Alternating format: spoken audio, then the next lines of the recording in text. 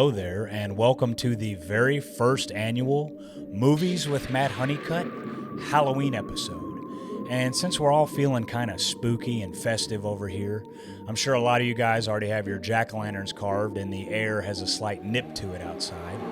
I think it's only fair that we talk about a film that is quite literally named after the occasion. John Carpenter's Halloween. Halloween is a film from 1978 starring Jamie Lee Curtis in her first major movie role, where a crazed murderer named Michael Myers comes back to town one Halloween night to finish his killing spree that he started more than a decade earlier.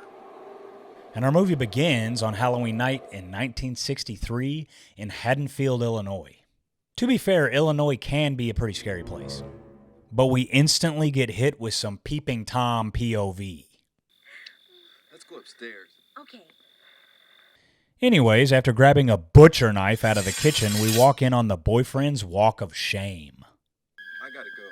Will you call me tomorrow? Yeah, sure. Promise? Damn, brother, we're only 4 minutes and 35 seconds into this movie, and you took her upstairs at 3 minutes and 10 seconds into this movie? I'm sure that was a wild minute and a half. Go home. Anyways, the mysterious stalker finds a mask that really obstructs his fucking vision, and then he just goes and obliterates the chick upstairs. Yeah, I'm also calling bullshit that you wouldn't trip down the stairs, because as a viewer right now, I can't see fucking anything. Michael? Turns out the stalker in the night was just little Michael Myers in a stupid clown suit.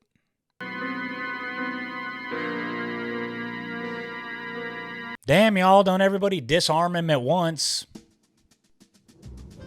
Anyways, we jump forward to Smith's Grove, Illinois, October 30th, 1978. And this is where we meet Dr. Samuel Loomis and some hot-ass insane asylum nurse. The only thing that ever bothers me is their gibberish. When they start raving on and on. Look, I don't mind you people being lunatic serial killers or deranged psychopaths, but the minute you start babbling to yourself under your breath, that's where we draw the fucking line. He hasn't spoken a word in 15 years. Thank God. Anyways, they just pull up to the insane asylum and all the patients are just walking around outside unsupervised. Sounds a little bit like downtown Dallas to me. Yeah, and then next thing you know, one of the crazy people is just walking around on the roof of the car, and the nurse's immediate reaction is to just roll the fucking window down. I mean, it's also raining. Despite the crazy guy crawling around on your roof, do you really want to get wet too? Yuck. So the nurse gets goddamn carjacked by the guy on the roof. You're lucky you're hot, because you really did everything wrong just then. But it's okay, I forgive you. Also, ignore the fact that Michael Myers knows how to drive a vehicle, even though he got locked up when he was 6 years old, and he's 150 miles away from Haddonfield, probably doesn't have a map, probably doesn't know where the fuck he even is, but hey, it's Halloween day. Next, we meet Laurie, played by Jamie Lee Curtis. And from what I can remember about this movie, her acting is about as solid as wet cardboard, but maybe I'll change my mind after rewatching it after all these years. Who fucking knows? Honey, that's a haunted house. He said awful stuff happened there once. Anyways, her and some little shit stain that she's supposed to be babysitting happened to walk by the old Myers house. All alone, just the two of us. Anyways, we meet back up with Dr. Loomis and some mustache. Sam, Haddonfield is 150 miles away from here. Now, for God's sakes, he can't drive a car. He was doing very well last night. That's exactly what I said, isn't it? But back in Haddonfield, Laurie just catches some freak watching her outside of her English class. Laurie, Ma'am? answer the question. Oh, sorry, Miss Skunk Shart. Yeah, there's just some fucker stalking me outside, and it's making it kind of hard to concentrate. Costain wrote that fate was somehow related only to religion, whereas Samuels felt that... Oh my God, okay, shut up. This is fucking boring. Can we go to the next scene? Anyways, we meet back up with the shit stain who's getting bullied by a bunch of chili bowls till he trips over a fucking pumpkin. Idiot! Sir, you're not supposed to be within 100 yards of a fucking school zone.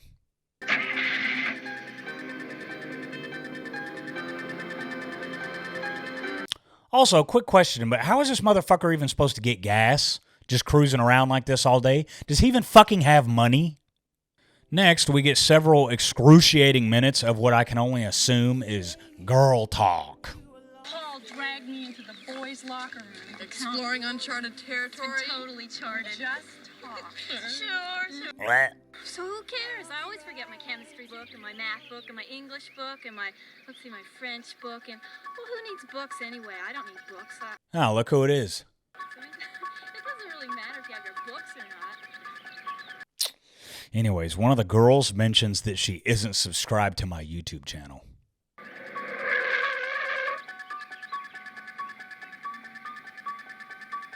Big mistake. But hey, it's never too late. Go ahead and hit that button.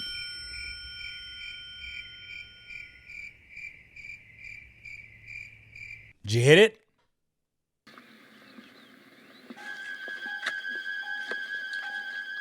Brother, you're supposed to be standing behind the bush. We can still see you. Anyways, Laurie makes it home without being murdered. Huh? Wait, hold up. No. Okay, he's gone. Anyways, Dr. Loomis decides to go to the graveyard to snoop around Michael's sister's grave. Judith Myers. He came home. So did he take the headstone, or did they just shrink her casket down and bury her in a tiny 2-foot hole? I rewound this movie more than once just to watch this scene again to try and get to the bottom of what the fuck I'm actually looking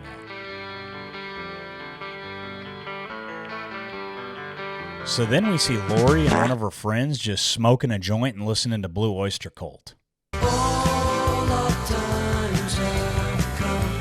This might be the most exciting thing that's happened so far in this movie. But if my memory serves me correct, I think that's Michael Myers' car that's trailing you guys. But then the girls roll up on Sheriff Dad, who tells them that the hardware store got broken into. What happened? The hardware store... What happened? I said the hardware store got broken into. Forget it. All they took was some Halloween mask, rope, and a couple of knives. That's not suspicious.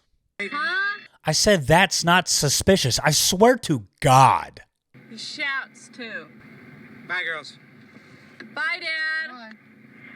Bye. Anyways, Michael Myers literally just trails them about 20 feet away from their car all the way until the sun goes down, and nobody seems very alarmed about it.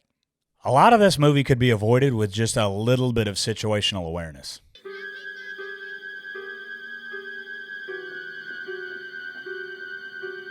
Brother, you gotta get behind the fucking tree. You're sticking out. Anyways, Dr. Loomis and Sheriff Dad decide to go snoop around the old Myers house when they find a huge fucking turd on the floor. It's still warm. He got hungry. Yeah, it looks like beef jerky and candy corn.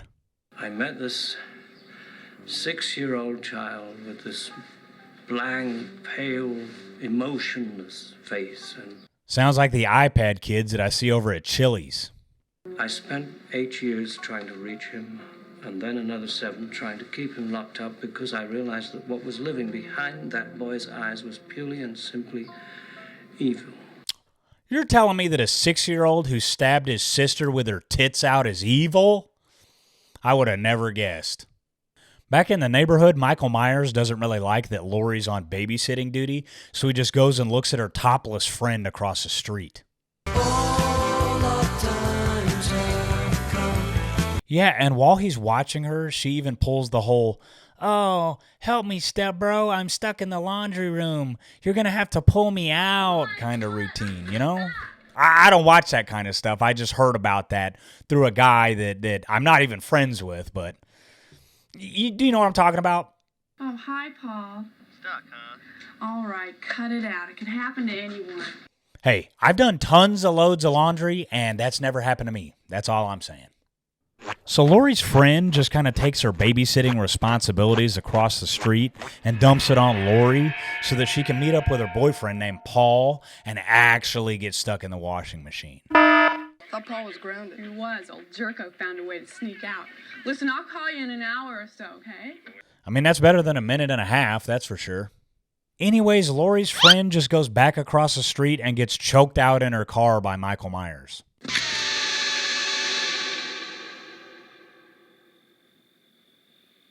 It's about time something happened in this fucking movie. That's all I'm saying. For a classic, this movie's a little fucking boring.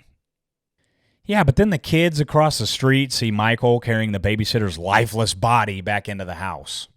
Nobody believes me. I believe you, Tommy. Hey, Tommy, I believe you too. You're all gonna die. Death has come to your little town, Sheriff. See? And that's coming from a doctor. Then we meet up with some more teenagers back at the laundry house. Oh, let me guess. Michael Myers is just going to be standing there watching them make out. Hey, I'm not a doctor, but I think you might need to find a healthier way to get your rocks off. Hey, is Annie around? Did you check the dryer? No, I thought she'd be home by now. She went to pick up Paul. Well, she's totally not here. Yeah, so then the bricked up teenagers just rush upstairs to do God knows what.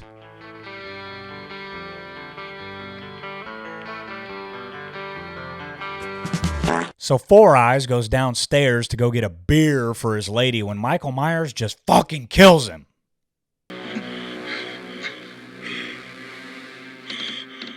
And that's why I don't drink alcohol. Just saying. After that, we see someone who is definitely not her boyfriend and probably Michael Myers walk into the chick's room dressed as a ghost. See anything you like? I can't show those things on my channel, but yeah, they're pretty nice. Anyway, she gets killed by probably Michael Myers while she's on the telephone, and Laurie just thinks she's getting railed. Annie, are you all right? What a disaster.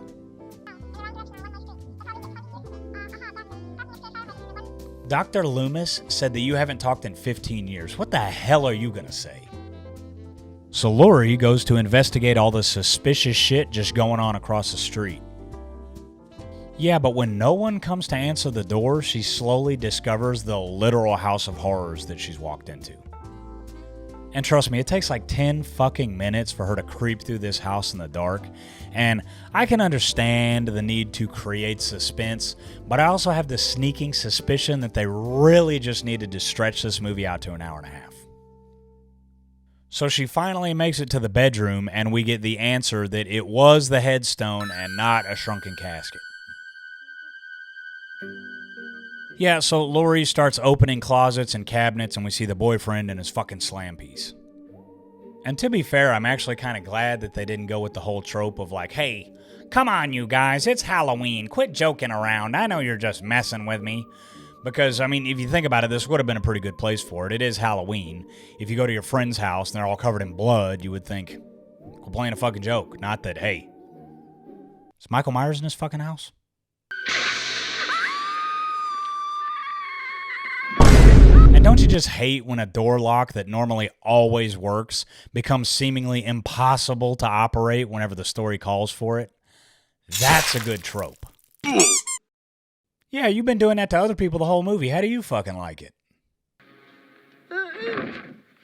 But instead of making sure that this motherfucker is actually dead, she just collapses on the couch and throws the knife on the ground instead of into his cranium. What are you doing? We killed him. You can't kill the boogeyman.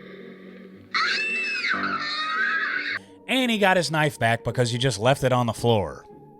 You might as well just hide or something. So this dude can break out of an insane asylum but can't break into a closet. Luckily, Laurie pokes his eye out with a hanger and then stabs him in the fucking lung. Okay, you've got him on the ground again for the second time in like 10 minutes. Please just make sure he's dead this time. Please. As I've said, so many issues in this movie could just be solved with a smidge of situational awareness. Oh, yeah, look, he's choking you. You should have killed him. Yeah, but lucky for Laurie, Dr. Loomis shows up and actually just shoots Michael Myers.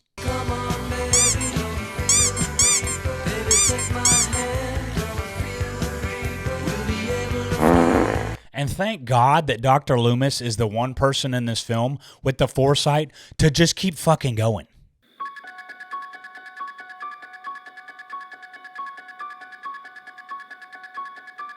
But yeah, Dr. Loomis goes to observe Michael Myers' body, and of course,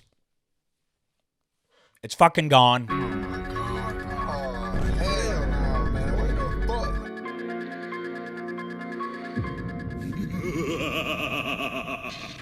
And yeah, folks, that's Halloween. A real creepy classic that truly stands the test of time.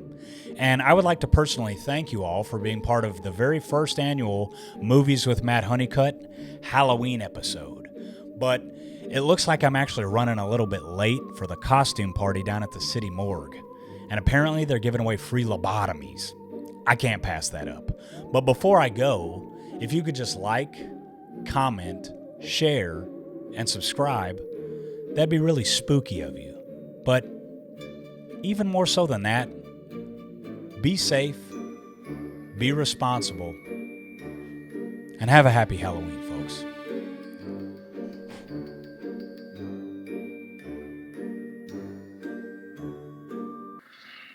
Go get me a beer. I thought you were going to get me one.